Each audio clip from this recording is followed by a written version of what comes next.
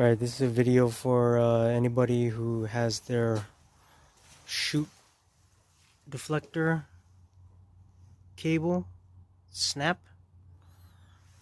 Mine actually snapped. This is a Greenworks 80 volt dual stage model SNB. So I had to take the bottom cover off, and mine actually snapped right here. And Greenworks doesn't want to sell me just this stupid cable, so I took the old one off, put a new cotter pin in there, hooked the new one on there, set it through.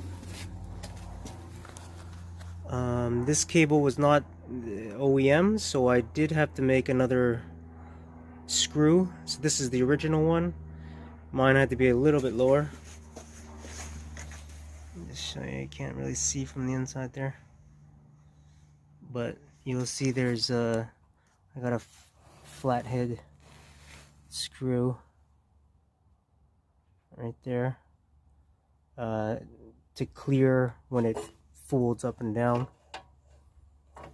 and just use the factory bolt and the washer, and seems to work. So before it wasn't going up and down. Now I can at least direct it better.